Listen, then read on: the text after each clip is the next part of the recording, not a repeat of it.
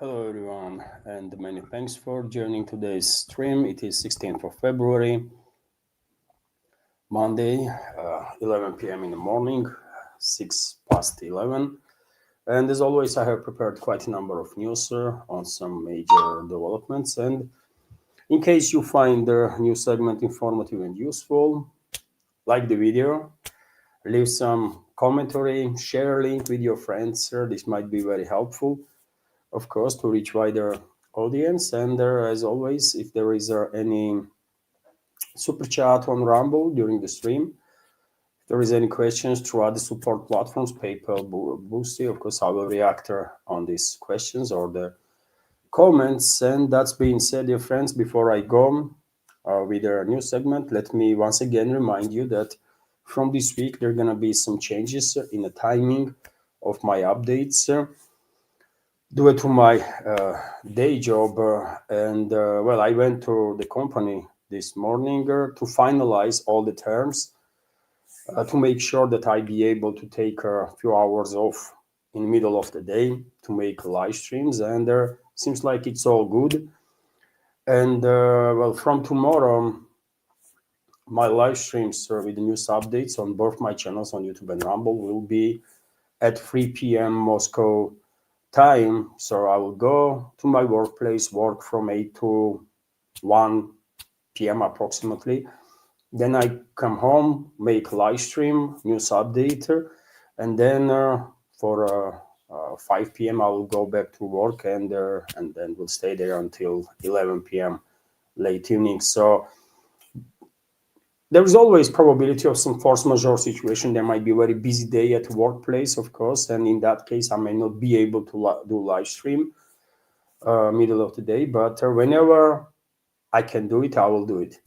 So that's the update, by the way. I talked about it yesterday also during the big community chat, but in case you missed that yesterday's update, I will let you know today also from, so even though now I am able to make live stream earlier, from tomorrow, live stream is going to be approximately 3 p.m. And I can see comment from Haley.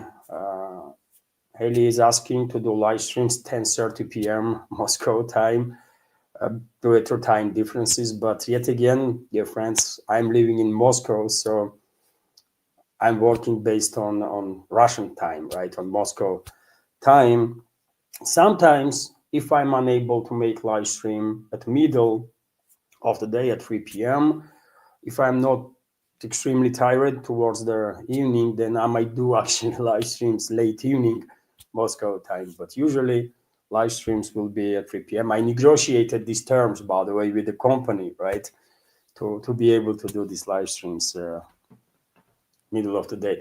So, okay, that's being said, dear friends, I will always let you know about beginning of the live stream on my Twitter X page, Telegram channel, and also on the page on the YouTube, community page on YouTube, some 30 minutes before live stream starts. I'm always telling you, isn't it, about it? So you're going to be informed. Just keep in mind that there is always update on my pages that I mentioned.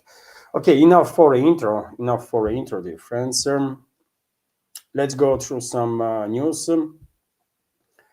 now. And well, I was looking for a latest update on the matter of this large-scale drone long-range attacks on the Russian Federation that is taking place in past 24 to 48 hours. Well, this morning, somewhat surprisingly, no main media outlets reported about overall number of drones that was launched by Kiev regime in last night, for example, to strike deep into Russian territory. There is a fragments of the information that Belgorod region was attacked by 50 drones, other region by so many drones, other region by so many drones. Usually, it's a combined number, right? And then details inside the report itself. Today is something different, and maybe this is the indicator that overall number of drones that was launched to attack deep into Russian territory may be in hundreds. Maybe in past 12 to 24 hours, Russia witnessed biggest ever long-range attack.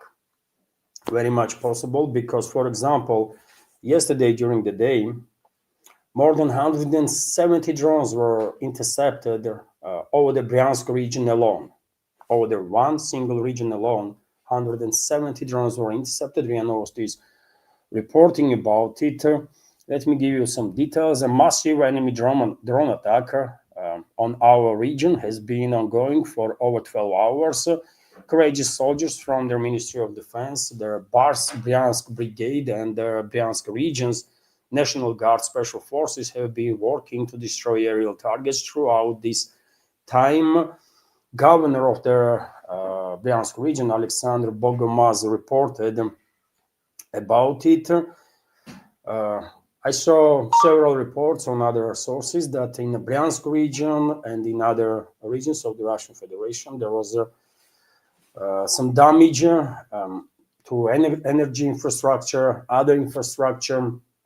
There are some energy shortages now, blackouts due to these attacks in number of settlements. And well, unfortunately, as long as Kiev regime exists, these kind of attacks, of course, will happen, because after all, one should keep in mind that Russia is engaged in military hostility not just with the Kiev regime, but with entire freaking NATO, right? And NATO countries, maybe with the exception of one or two, are providing Kiev regime not just with the targeting data and the flight path for these drones, but also with the drones themselves. So unfortunately, as long as Kiev regime exists, they will always have these hundreds of drones that they can launch to strike deep into Russian territory. And Bogomaz himself also reported that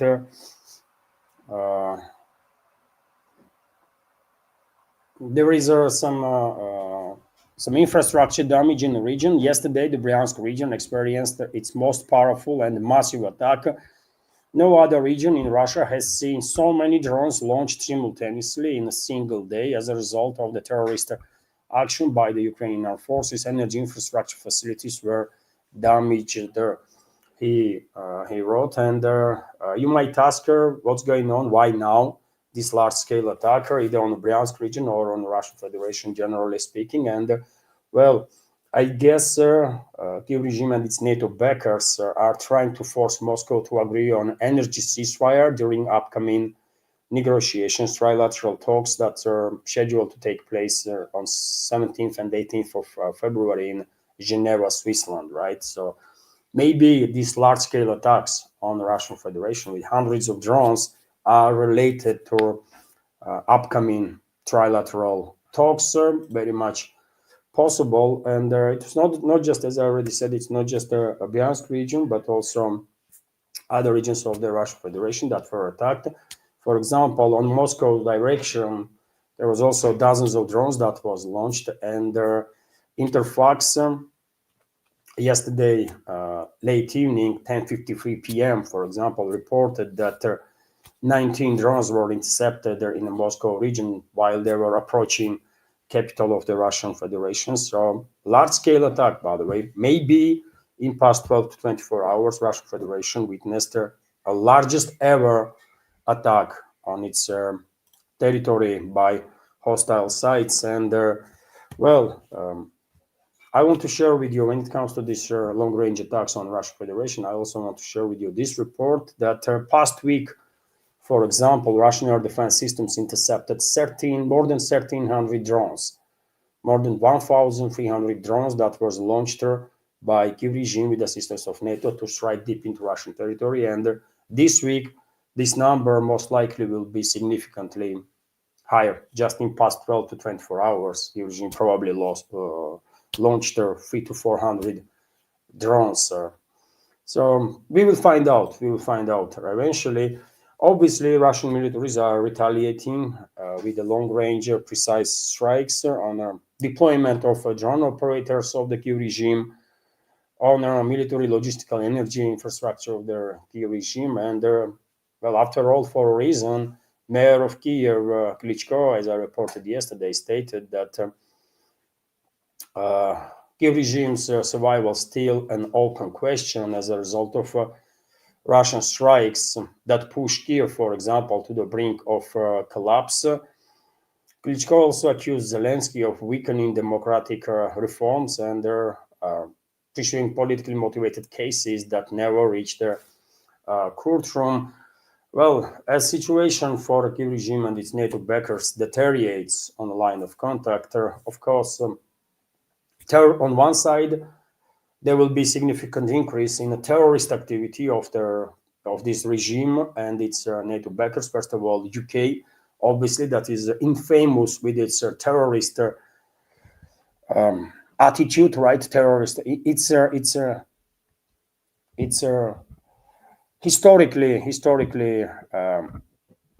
historical tendency to come up with terror campaigns against anybody and everybody that they don't like. And of course, London is in charge now of the Kyiv regime mainly, right? US was in charge, but nowadays seems like globalists retake initiative completely or almost completely, and they are pulling the strings now. And when it comes to globalists, of course, London British ruling class is a major force, main force there. So Russia is retaliating harder. But yet again, as long as Kyiv regime exists, by the way, NATO countries, and we are talking about dozens of countries led by terrorist regimes, will always find their ways to supply these Ukrainian terrorists with hundreds of drones, thousands of drones, right? They will take all the money of their taxpayers and will pour in into this proxy war that they want to prolong as much as possible due to their sick dream of achieving strategical defeat of Russian Federation. Let's continue with some other news. And yesterday I mentioned that Russian armed forces liberated Tsvetkova settlement in the Zaporozhye region, even though lately Kyiv regime launched a number of suicidal counteroffensive operations in the northern sector of the eastern flank of the Zaporozhye region on the juncture between Zaporozhye region and the Dnipropetrovsk region. Well, Russian militaries have initiative nevertheless, and let me show you this Tsvetkova settlement. This is the Tsvetkova settlement on the northern western side of major city in this area that used to be major stronghold of the Kyiv regime like months ago, but it's already liberated by Russian forces. And in addition to Tsvetkova, yesterday, head of Russian General Staff confirmed the information that on the western flank of Zaporozhye region, Primorskaya settlement, also Magdalenovka settlement and Zapasnoye settlement are under full Russian control. And in addition to that, Valery Gerasimov, head of Russian General Staff, confirmed information that Glushkovka settlement on our southern eastern side of Kupiansk in Kharkov region, by the way, is also under full Russian control. Some military experts, some mappers doubt this report of Gerasimov, but I'm not there on the line of contact, so therefore I'll take statements of Russian Defense Ministry for face value, and if anyone else has anything to say about it, let them bring some proofs, right, that these settlements that I just mentioned are not under Russian control. Gerasimov says they are, right, and their initiative basically is in Russian hands all along the front line. A few more news, dear friends. TASS News Agency reports about statements of official representative of the Foreign Ministry of the Russian Federation, Maria Zakharova, who said that, who commented basically on some statements that was made on the sidelines of recent Munich security conference, so-called, and she said that Western actually succeeded in making Ukraine European in terms of Nazism, and this is true, isn't it? This is true. Let me give you some details on her statements. Western countries have succeeded in making Ukraine a European state in terms of Nazism, Russian Foreign Ministry spokeswoman Maria Zakharova told the TASS. Earlier in their Munich security conference, Finnish President Alexander Stubb said that the Russian leader Vladimir Putin had wanted to make Ukraine Russian, but now it has become European. And then quote here from Zakharova, I don't know what Stab means by world European.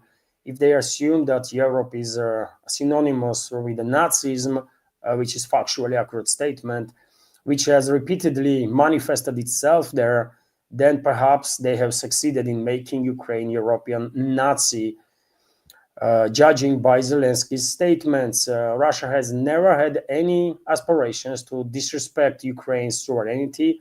We have always treated Ukraine as a sovereign, independent state, their diplomats said, commenting on Stab's words. And well, this is true, by the way. Until there was a coup d'etat in 2014, Russia was extremely, extremely polite and friendly towards Ukraine. And more often than not, this friendliness was transforming into not really profitable deals for Russia. Because there was this attitude that, yeah, Ukrainians are our brothers. More often than not, whenever there were some trade deals between the two sides, Russia was always extremely kind. Extremely kind. And, well, after 2014 coup d'etat, there is no more Ukraine, by the way. There is no more Ukraine, right? Because a legit regime, legit government in Kiev was overthrown by Western trained, Western prepared Nazis and the fascists. And since that very moment, there is no more Ukraine. So what you gonna respect? There is nothing there, right? Just a territory controlled by freaking Nazis and the fascists. This is just a factual statement. There is no such a state as a Ukraine. After all, even Western global financial institutions like World Bank and the International Monetary Fund are acknowledging that without constant Western financial assistance, the regime will collapse in a matter of a month or two because they just cannot pay, man, for nothing. There is no state in the place, right, that can sustain itself. So if you cannot sustain yourself, you are not a state. Let's make no mistake about that. And Zakharova mentioned here this Nazi Zelensky, by the way, and well, I don't know if you hear his statements in your part of the world, especially if you're living in the western part of this world. Probably you did not, but Russian media definitely pay attention to some of his statements, and I'm gonna give you a video, by the way. I mean, you listen to it and you tell me what you think about it. In a normal world, these statements of Zelensky and Zelensky himself will be condemned straight away and will described as pure fascism. But in the West, in the modern Western world, this is a norm now, new norm, right? Anything goes. Against Russia, by the way, and against Russians, anything goes. That's the true face of the modern West, right? I understand that there is a tiny minority in the Western countries that disagree with these fascist regimes that they have there, but unfortunately, elites and the majority is on the same page, seems like that. Against Russians, anything goes, anything is okay. Just listen what Zelensky was saying, by the way. I mean, this is unbelievable. And he was giving an interview to Politico and he was not challenged. This Politico so-called journalist did not cut the interview straight away and walk away because this is freaking fascism, man, what Zelensky is talking about there. Just listen.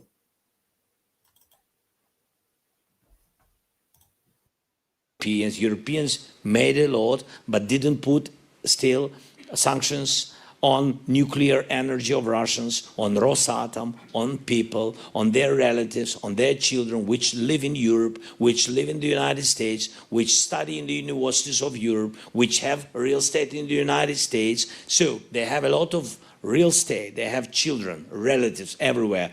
Fuck away to Russia. Go home. You don't respect anybody in the United States. You don't respect rules. You don't respect democracy. You don't respect Ukraine, Europe, etc. Go home. Why it's not right? So just, I think, to do what he can do. I think so.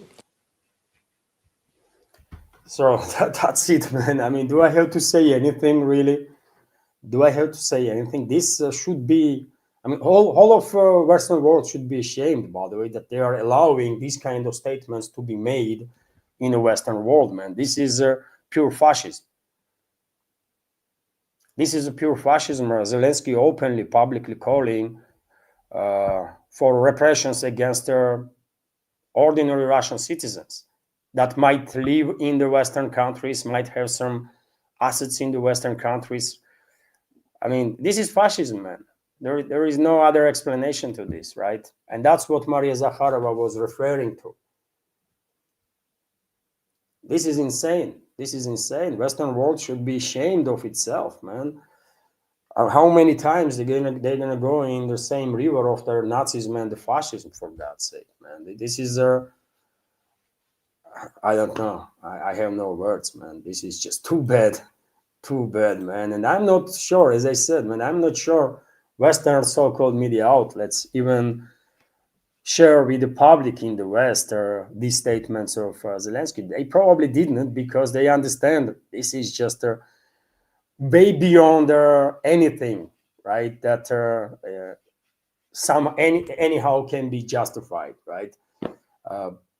Probably they didn't share these statements of Zelensky, but well, we paid attention, by the way, and we understand it, because Zelensky was allowed to talk like that, right?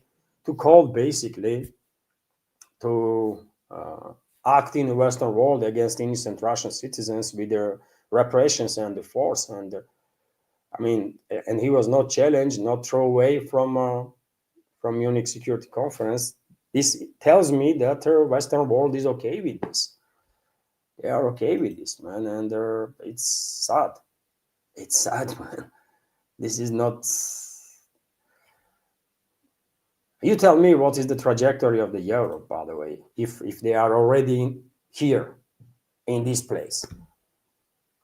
Trajectory is definitely some dark place for sure.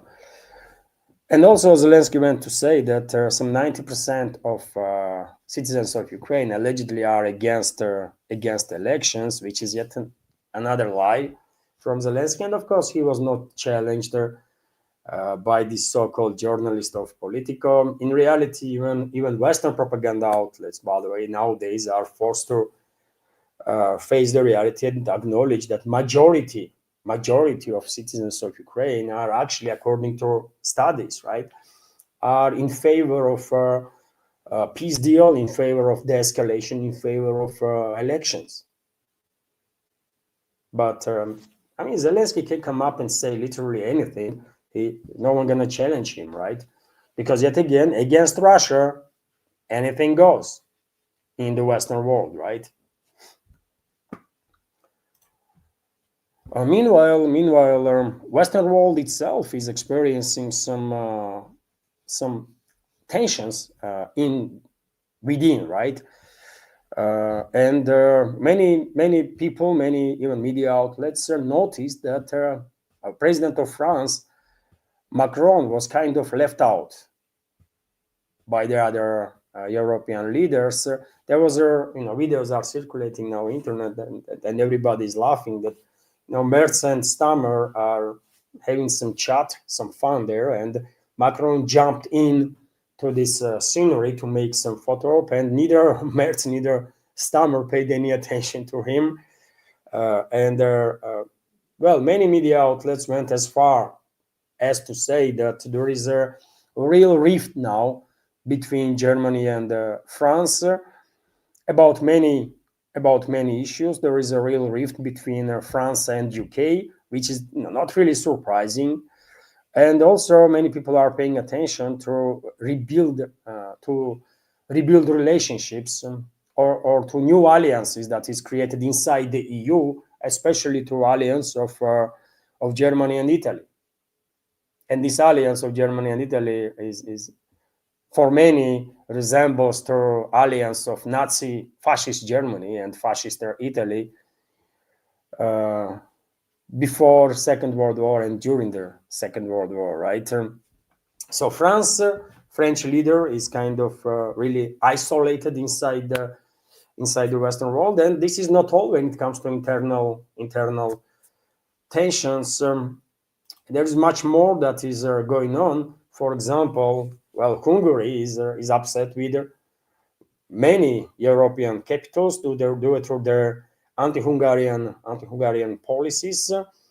And well, Peter Szijjártó, foreign minister of Hungary, stated that Ukraine continues to block oil supplies from Russia to his country. The Druzhba oil pipeline is technically ready for operation, but oil is not flowing from Russia to Hungary only as a result of a political decision by the Ukrainian leadership.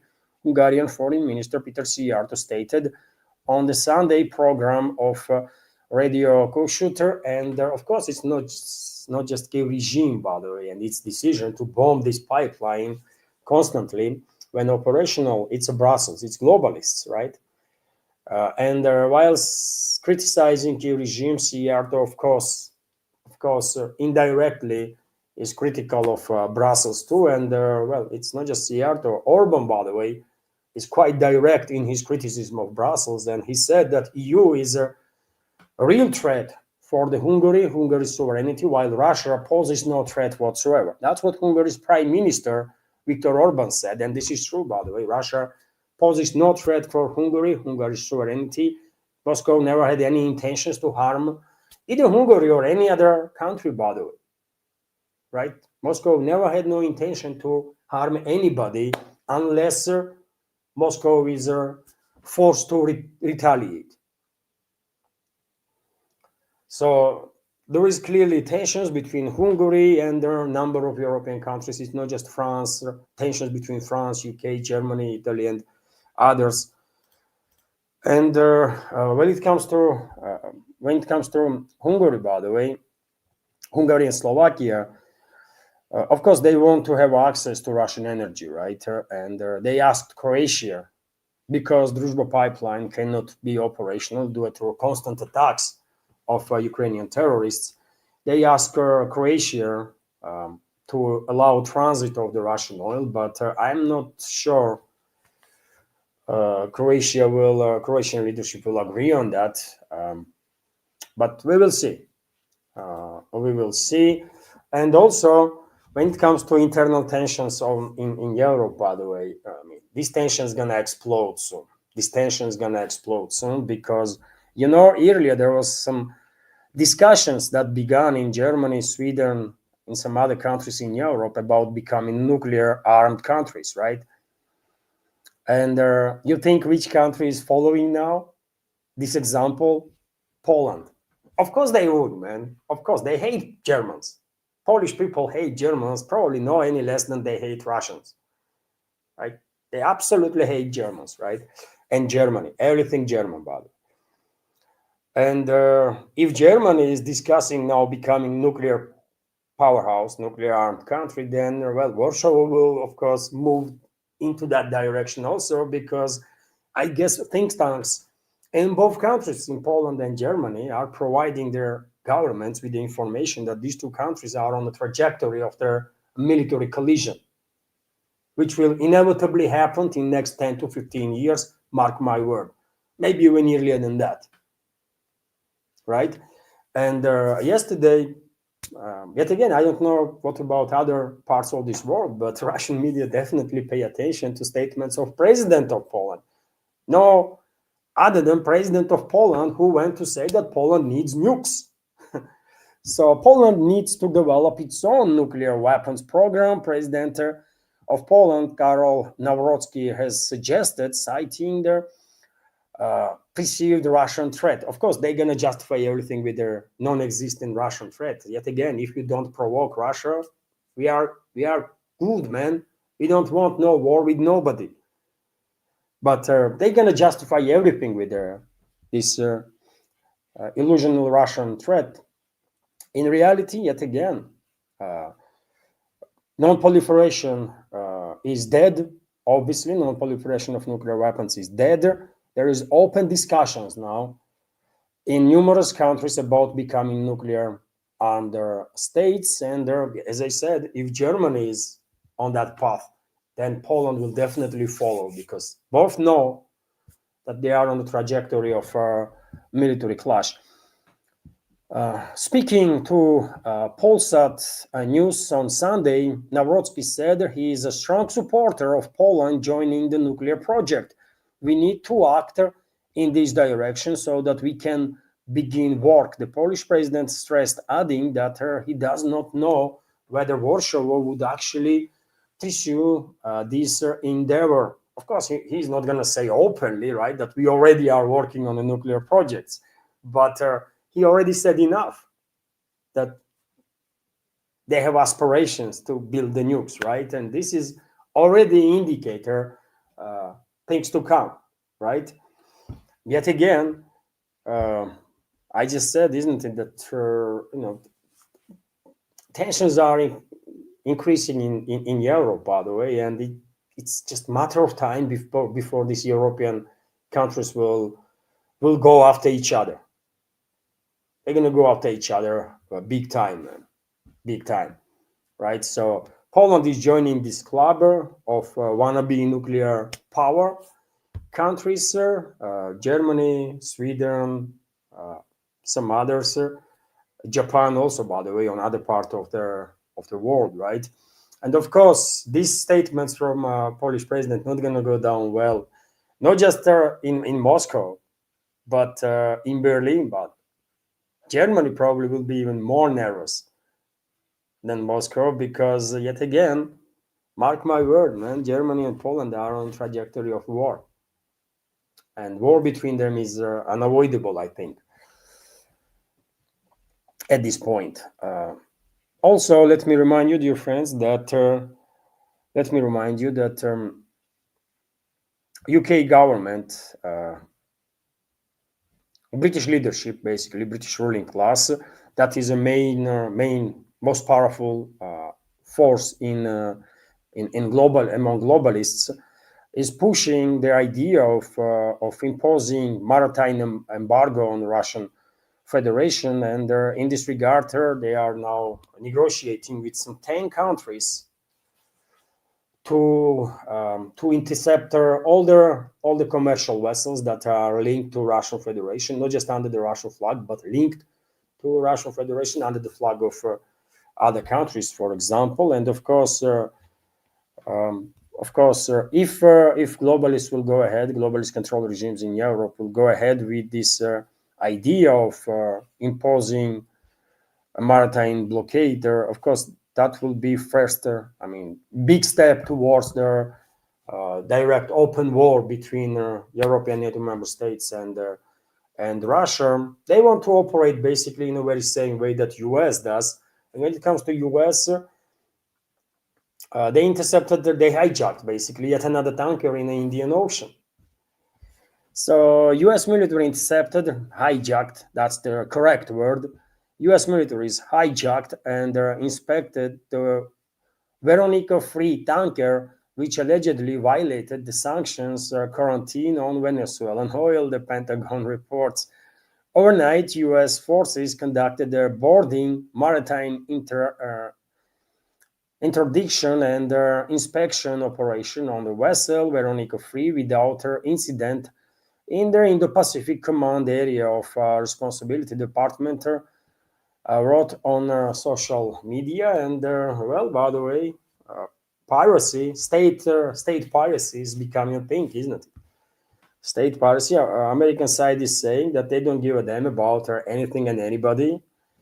They are operating based on their own interests, and if they want to hijack tankers, they will hijack tankers. And if anyone has anything to say about it, well, let them say. That's the attitude of Washington, and until now, it works because no one is challenging US, right? I didn't hear US tankers being detained either by Russia or by China or US linked tankers, right? Or other commercial vessels. So as long as US can operate this way, commit acts of piracy, acts of war, actually, freely, with impunity, why would they stop, man? Why would they stop? Isn't it? And Europeans want to do the same. And when it comes to this tanker, by the way, I don't know, is this tanker part of a so-called Russian shadow fleet or not? Maybe it is, Russian media did not went into specifics, but maybe this tanker was also linked to Russia. As you know, by the way, U.S. Escalates its hostility, its hostile policies towards Russia, and after imposing additional sanctions on Russian energy major, U.S. began detaining, hijacking basically commercial vessels that are linked to Russia. Formally, they are using this topic of Venezuela, right? But in reality, they are targeting Russia. In reality, they are targeting Russia. I don't know, man. I don't know how long this madness is gonna continue, but eventually, something very bad gonna happen, man. Eventually, Western elites gonna provoke something that they are not really ready to face, because this escalation cannot continue forever without consequences, I think. Let me remind you also, dear friends, that as I already said in the beginning, on 17th and 18th of February in Geneva, there will be trilateral talks, next round of trilateral talks between U.S. delegation, Kyiv regime, and Russian delegation. Previous round of talks was in Abu Dhabi, United Arab Emirates, but for whatever reason, these talks were moved into Geneva, Switzerland, which is a mistake, I think, on part of Russia to agree, Russian leadership to agree on that, because this agreement kind of legitimizes, in some ways, claim of Switzerland that they are neutral, which is not true actually. Switzerland is no longer a neutral state, so why we agree to have all the talks there, I have no freaking idea. But okay, I mean, it's up to Kremlin, isn't it?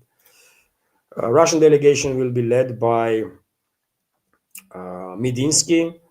So trilateral talks between Russia, United States, and Kyiv regime on resolving their situation will be held in Geneva on February 17-18. Russian delegation will be led by presidential aide Vladimir Medinsky, according to Dmitry Peskov, press spokesman of the Russian president. And there in Geneva also we will see Kirill Dmitriev, another aide of Russian president, that works hard together with president to build some bridges with Washington.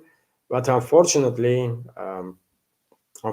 I have to say that yeah, I'm skeptical that they will succeed in this attempt to build some bridges with U.S. ruling class, because I don't think American ruling class or European ruling class is capable of honoring any agreement that they might even sign up for. I really don't think they will honor anything. So then, I mean, how are you going to build the bridge in that case between their capitals, between their countries, if one side is unable to honor any agreements? But nevertheless, seems like Russian president and his team are still focused on this attempt to find some common ground with the American leadership. Let's wish them a success, by the way. Let's wish them success in this attempt. But yeah, I'm nevertheless skeptical that they will manage to achieve much. American side will be led by Witkoff, aide of U.S. president during this trilateral talks, and Kushner, son-in-law of U.S. president, will be also represented. And maybe it is time Trump to appoint Kushner as his aide or something, because this is not normal when just a relative of president is operating as official, and they are engaged in negotiations on behalf of U.S. This is not the way things should be done, right? On serious level. But yeah, I mean, it is what it is, man. And as I already mentioned, one of the topics of discussion allegedly in Geneva during these trilateral talks will be energy ceasefire. This is reported here by Russian media, and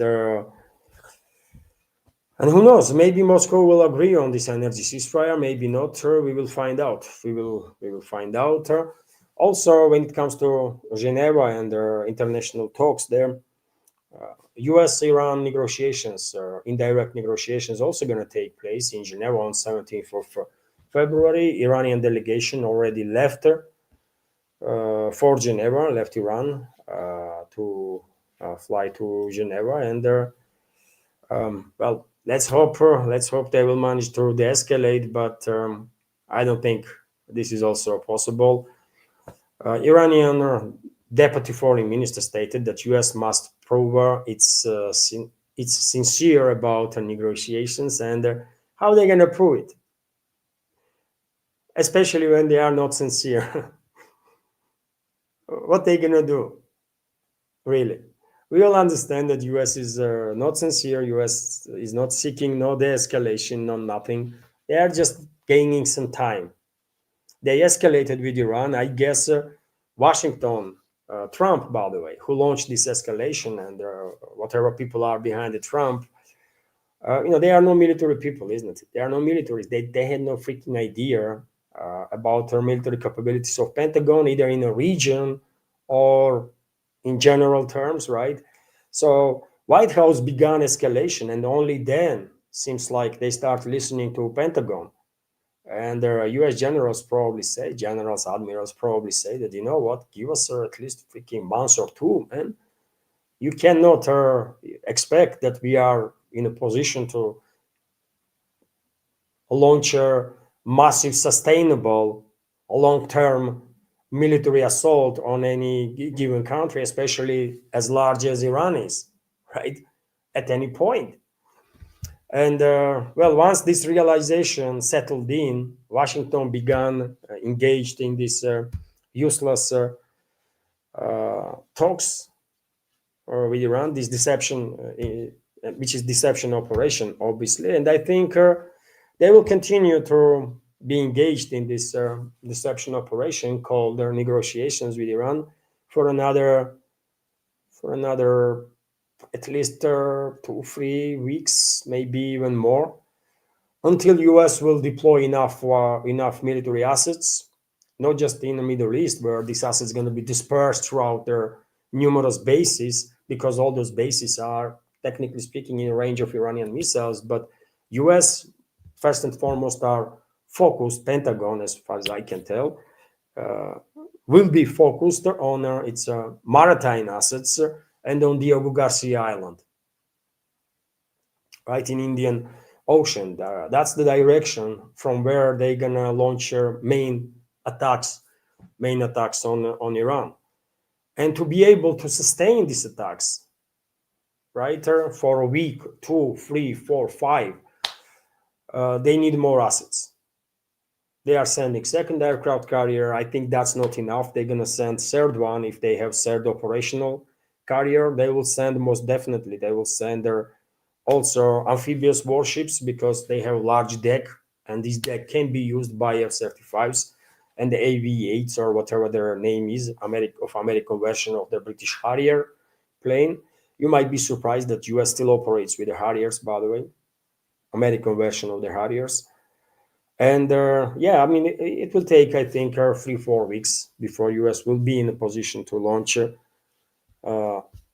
massive attacks on Iran, and to sustain this high level of military pressure for months on end, not just for weeks, but for several months at least on end, right? Because yet again, I said a million times before that Washington wants to create a power vacuum in Iran, right? So to push Iranian people towards their civil war, to push different ethnic groups in Iran to get engaged in a struggle to fulfill this power vacuum, right? And that will create a ground for potential civil war there in Iran.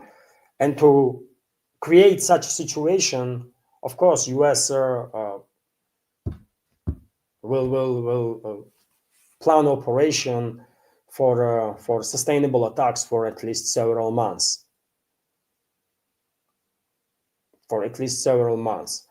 And main goal, as I have said also many times before, main goal of U.S. Elites or the Western elites is to not just provoke civil war inside Iran, but also to provoke civil war in all the other countries where this is possible, and also to provoke a war between different regional countries in a hope that this will shut down navigation in Persian Gulf and through Hormuz Strait, and China will be completely cut off from Middle Eastern energy sources, which will force Beijing to increase its dependence, energy dependence on Russia towards the critical level.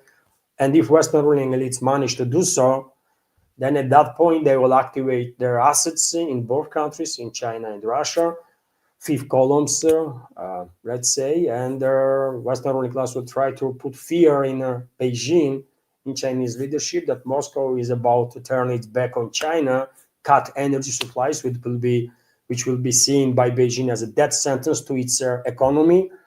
And well, basically, Western ruling class with these policies wants to force China basically to go ahead with a military action to secure closest energy fields. And you know where closest energy fields are uh, with China. It's the Central Asian republics of the former Soviet Union, Kazakhstan, first of all, of course, neighbor of China, and Turkmenistan, which is not neighbor but not far away. Anyways, and it is Russia. And it is Russia.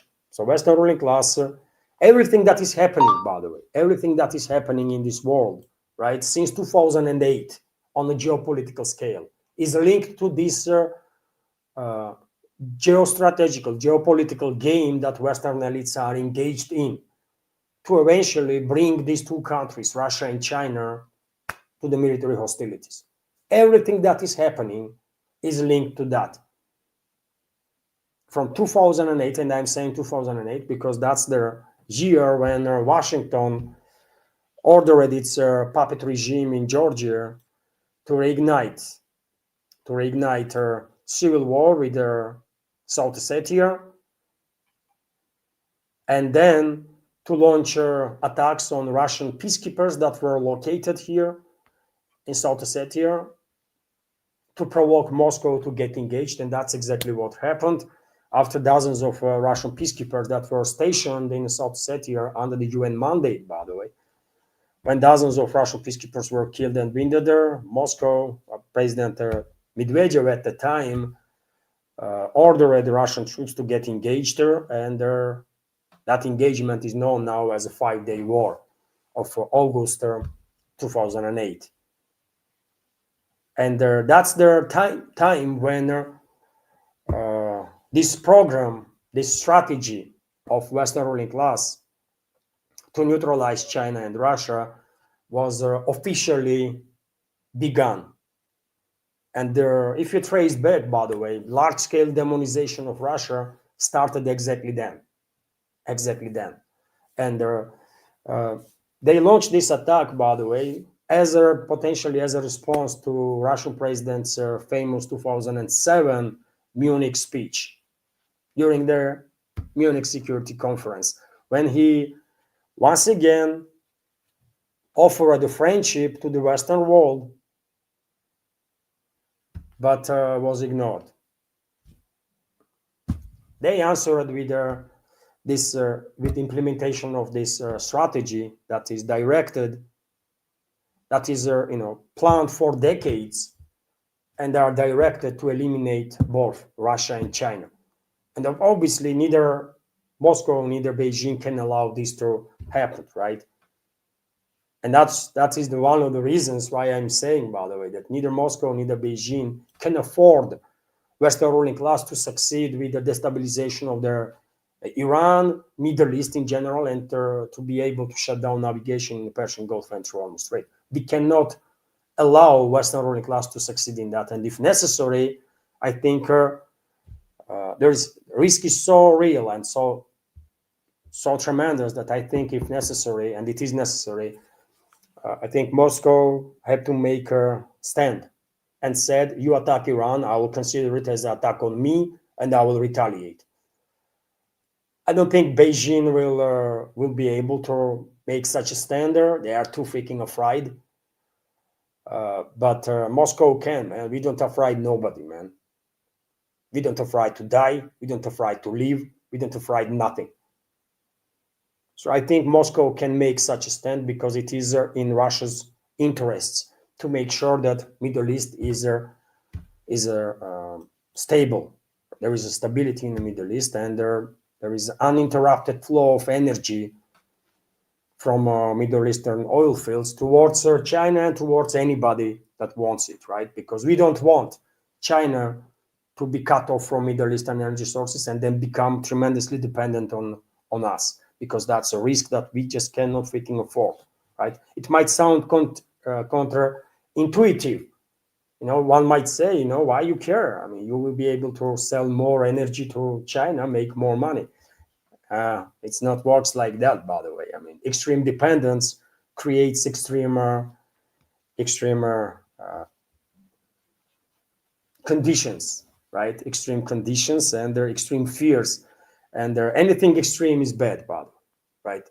Anything extreme is a risk, and we don't need no freaking additional risks, man, right?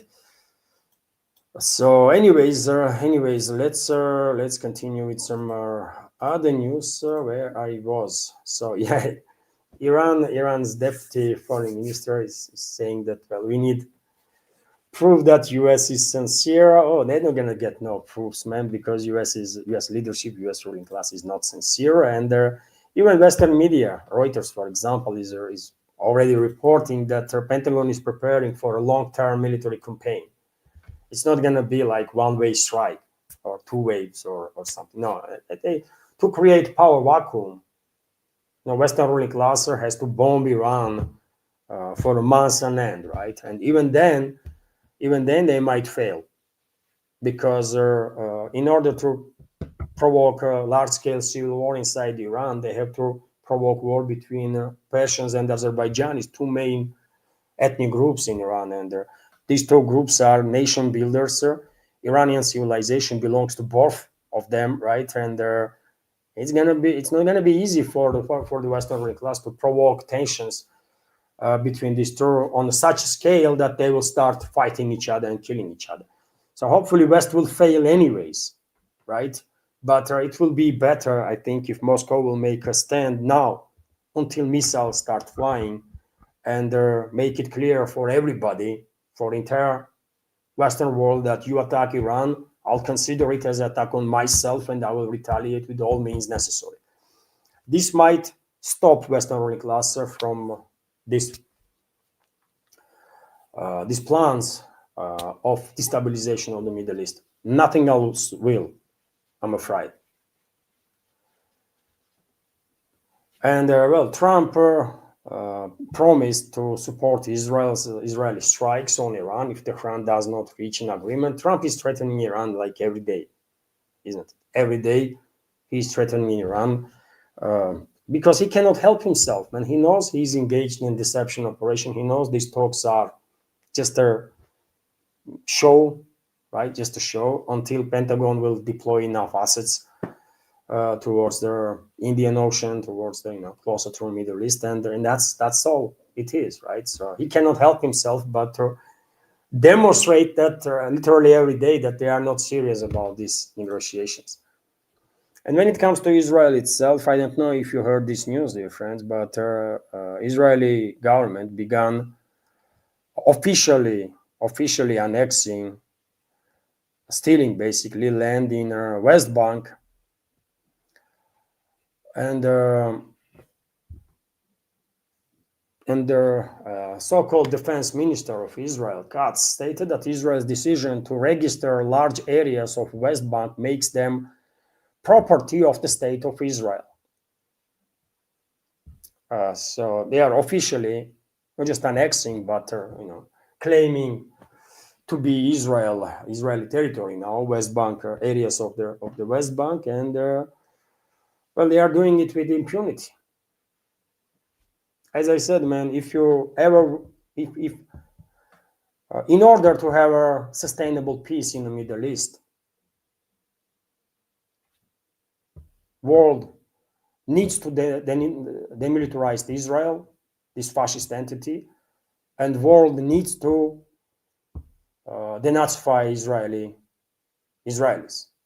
Vast majority of whom are fascists, literally fascists, by the way. They don't consider anybody out of their cult to be a human being. And this is true. I mean, ask anyone you want, man.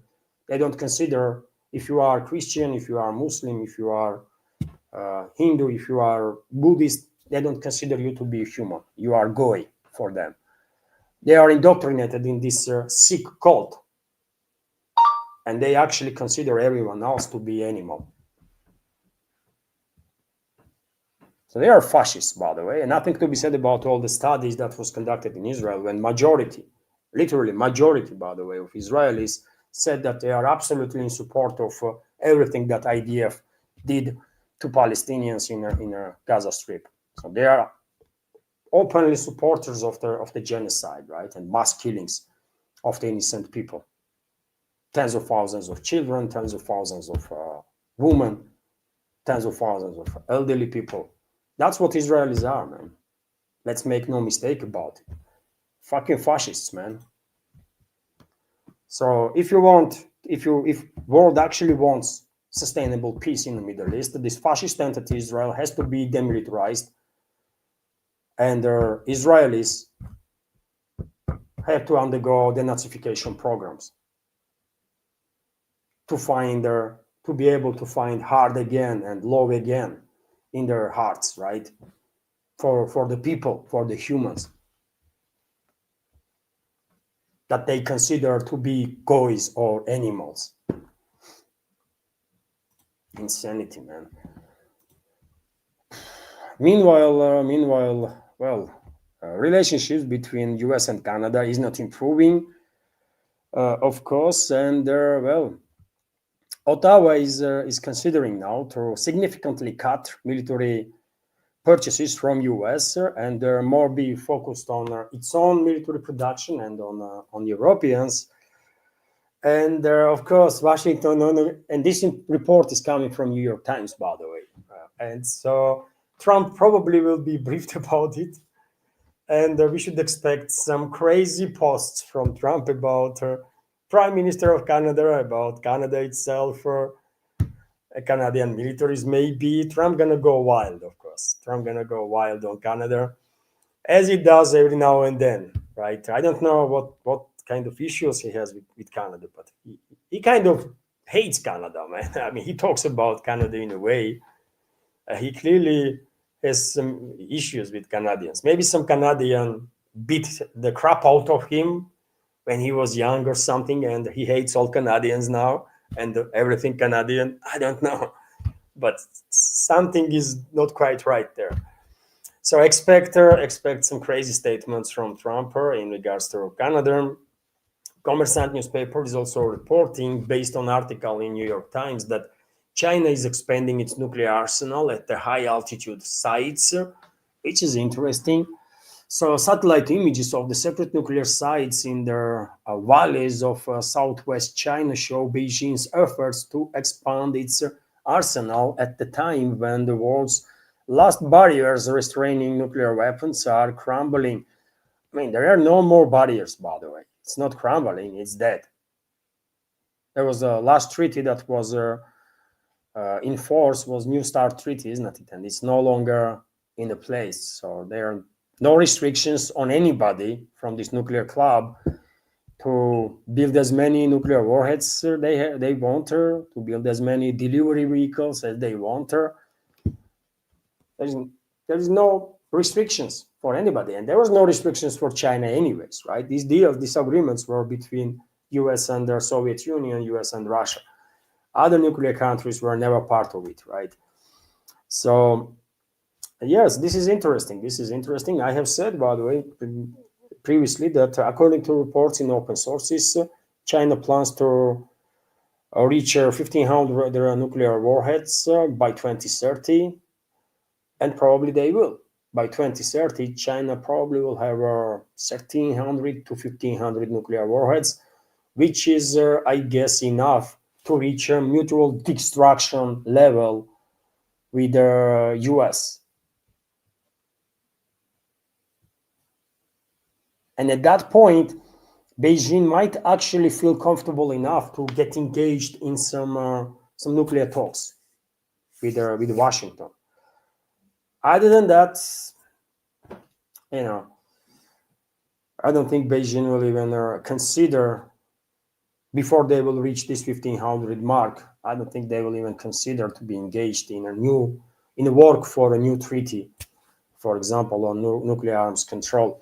Also, let me remind you, dear friends, that Rubio, Secretary of State, reported that India has pledged not to buy oil from Russia, and this was said so many times by U.S. leadership that I guess this is true. Indian Foreign Minister Jaishankar was, I believe, on sidelines of Munich Security Conference when he makes some statements in regards to energy policies of India, and he spoke about being independent, sovereign in terms of energy policy, but at the same time he went to say that, well, companies going to decide for themselves.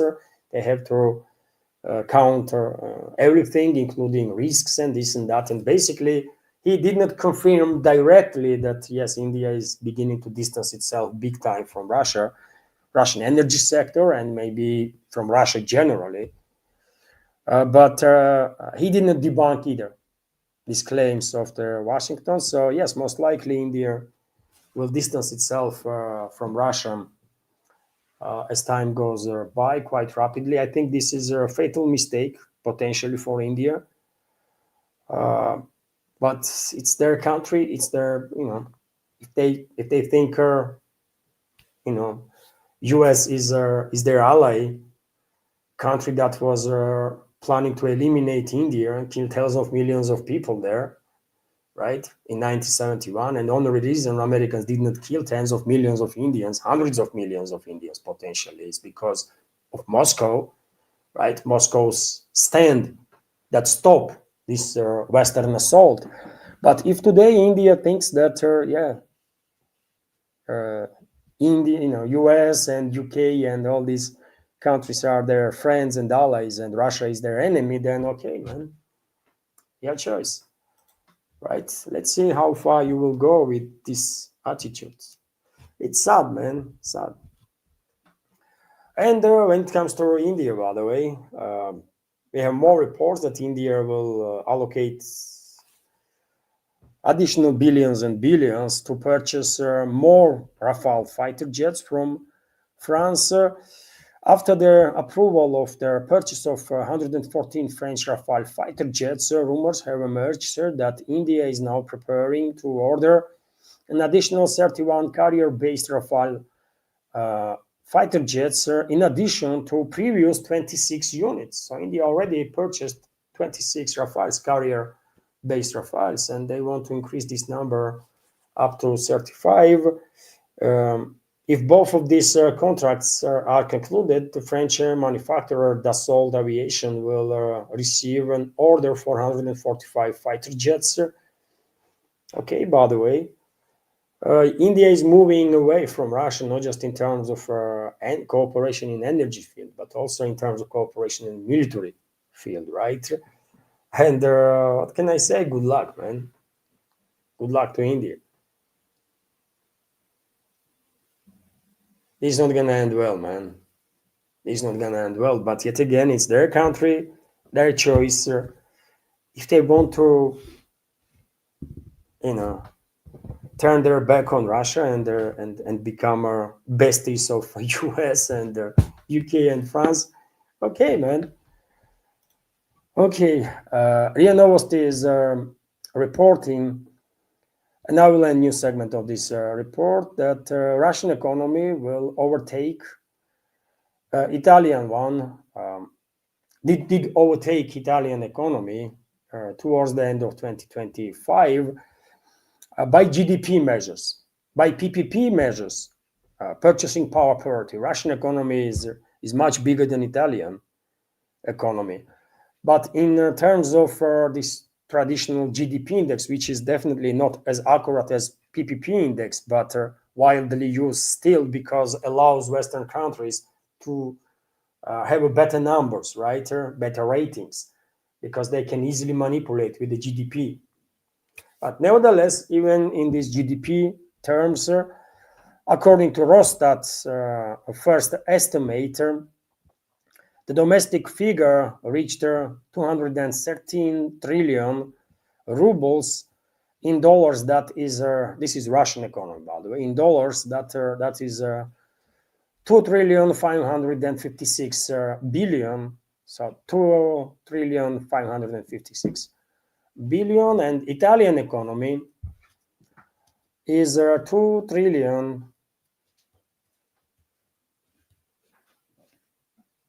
550 billion. So Russian economy overtook Italian economy, did just a bit, by the way, by not even dozen of billion. But yet again, this is GDP index, which is not really accurate. Many economical experts are saying that purchasing power poverty index is much more accurate and better represents actual economical potential of countries and the peoples of these countries. But nevertheless, even in terms of GDP, we overtook Italy. Good news, by the way. And let me end the news segment on this good news. Good news for Russia, not for Italy, but yeah, sorry. Ask your government to do a better job, man. What can I do? What can I say? And dear friends, this is it for a news segment. YouTube algorithm was not happy with me again, and we barely reach 100 people online during the stream. But hopefully more members of our community will watch this news update during the day later on, right? If they are interested, of course, in news from Russia, in my selection of the news from Russia, and in my opinion, I think 1,000 or 2,000 people will probably watch this video in next 24 hours. Anyways, by the way, this is it for now. There was no super chat, isn't it? There was no super chat on Rumble. There was nothing through PayPal or Boosty either. So therefore, I think I will end the news segment on that. And before I go, dear friends, let me just remind you that from tomorrow, live streams most likely will be at 3 p.m. Moscow time. I don't know what time it's going to be in your part of the world, but just keep in mind that it's going to be approximately 3 p.m. right? So if you like my work and if you have time to join the live stream itself, you're more than welcome. And if you want to support, dear friends, well, under this video you will find the links that you can use to donate. Okay, this is it for now. Have a wonderful day, greater successful new week, dear friends. Take care, and see you tomorrow. Bye.